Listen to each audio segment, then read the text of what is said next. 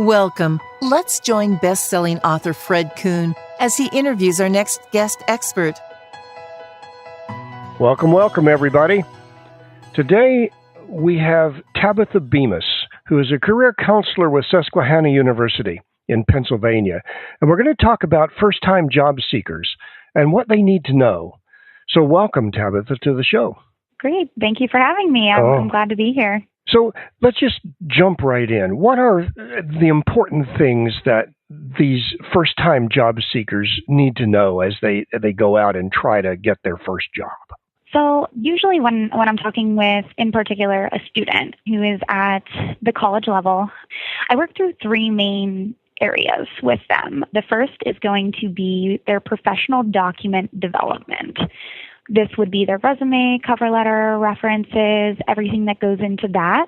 I also work through conducting research, and this is research on themselves, their own skills and values, the non-negotiables that they have to consider when they are looking for an opportunity. We do research on the industry, all of the websites that are available to them, as well as jobs, job titles, and job families, and finding the opportunities and where those are located.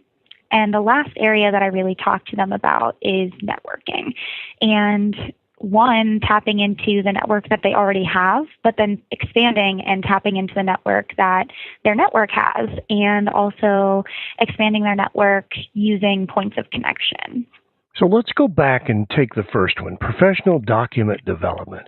What are the important considerations that you're advising these students to consider as they develop this document? So first and foremost, it's what value do you add to the institution or the organization that you are applying to. So identifying whether it be your education and that being directly related to the job that you're going to be doing, or the experiences that you've had in clubs and organizations, and you're a leader on campus and articulating your leadership skills to that organization using the experiences that you already have and talking about those in a favorable way and really trying to quantify and qualify what you've done. We're talking about value. I know you attended my workshop at Lock Haven, and you mentioned value. How do you describe value to the students? Oftentimes, it is what is relevant to the reader and understanding what you're doing that the reader is going to appreciate.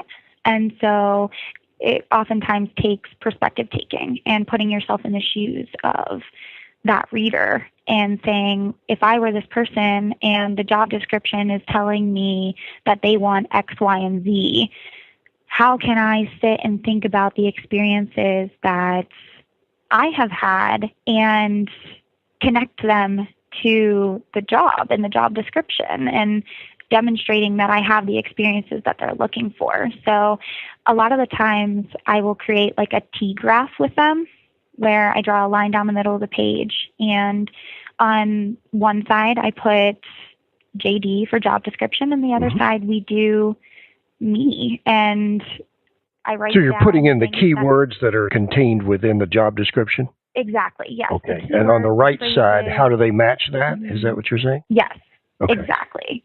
And what if you can't find a match? Is it the wrong job? Should they not apply, or should they stretch themselves and try to come up with ways they meet it? What's your advice? I know you encounter all situations. Right. So, it honestly, it's very situational. So looking at the student, and let's say they're an English major and they want to become a businessman, right? I encourage them to, one, talk with individuals who work in that field and figure out what is it that you desire from someone who's applying for these types of jobs. But two, how can you talk about your experiences in a way that will be favorable to that individual or the job that you're applying? You're suggesting informational interviews as a way to gather more information in order to address. That's part of the second step, right? Research? Yes, absolutely. Okay. So you mentioned research. Let's talk about, you gave an extensive list. Let's talk about some of those. Right. So the first thing that I like to ask them is for them to do a self-reflection on what are you skilled at, what are you good at, what do you like to do, and try to identify what kind of work environment that they like to be in. Mm-hmm. So, it makes it a lot easier to find a match with a company that aligns with your cultural values and skill sets. So finding that self-reflection and taking time to identify those things is really helpful for them personally. And it's funny because they'll sit there and be like, well, what does this have to do with anything? Because I'm just going to do whatever the employer wants me to do. Like they'll have that mentality, and you have to sit down and say, no, it helps to find a better match. Because if you can identify the match with the company that you want to work for, you can articulate your value in a more positive way. So doing that self-reflection and determining, I'm not going to move across the country, or I am going to move across the country, or I'm open to living in a city, or I want to live in a rural area. I need relocation reimbursement, and identifying those things that the individual needs for themselves is the first step to doing that research. Continuing on with this line of thought, you also mentioned that the research is done on job boards, employers. Talk about how you advise the students to approach that, or do you all do that, or explain how that works?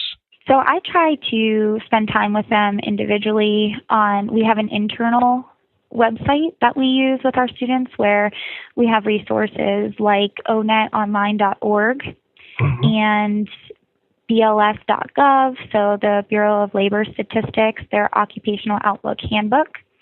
We encourage students to go on those websites and search the type of work that they want to do.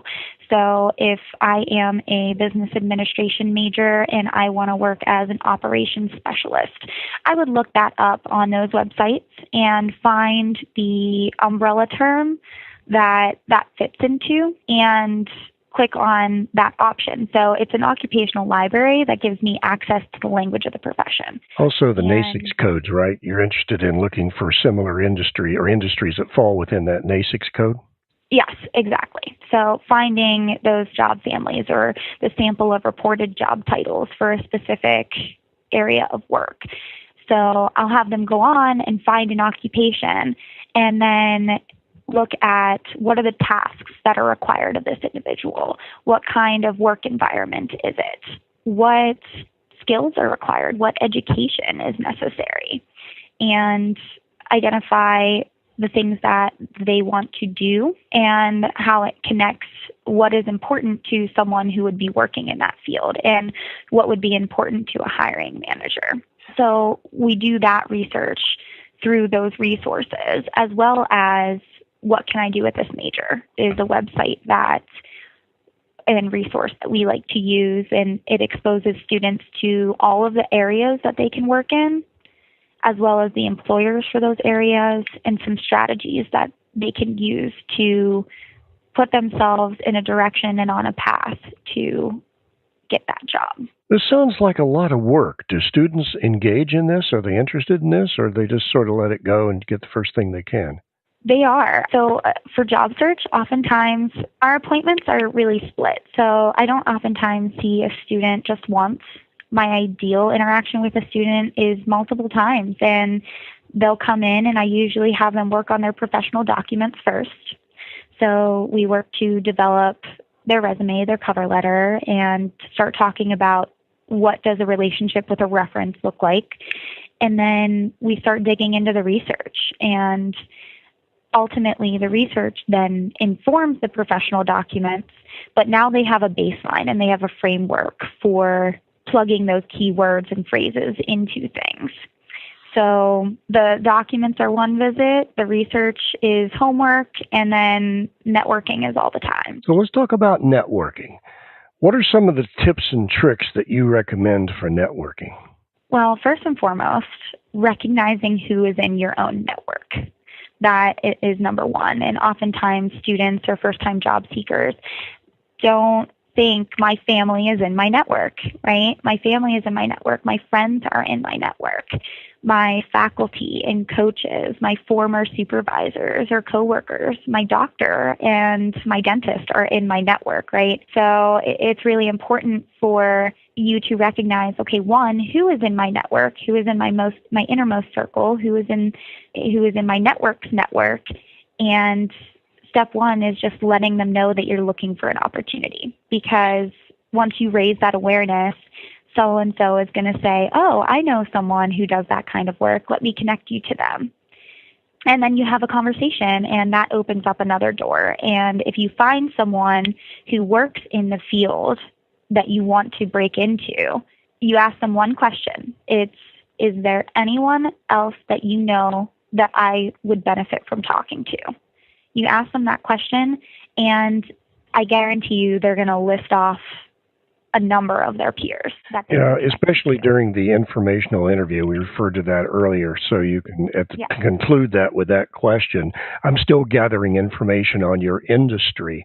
Can you recommend someone else or several people that I can speak to? And that just keeps expanding the network. Absolutely. Right. And then you just continuously conduct these informational interviews. And that's how you expand your network, is identifying who's not in my network and then reaching out to them. Well, we've spent a wonderful time here talking about first-time job seekers and what they need to know. You can find Tabitha Bemis's bio and contact information on the guest biography section of Workplace Strategies. Tabitha, thank you very much for being here, and let's schedule another podcast. I would look forward to that. Thank you so much for having me. Tabitha Bemis, Susquehanna University Career Counselor. Thank you for visiting with us. We welcome your comments and suggestions and look forward to having you join us soon at Workplace Strategies.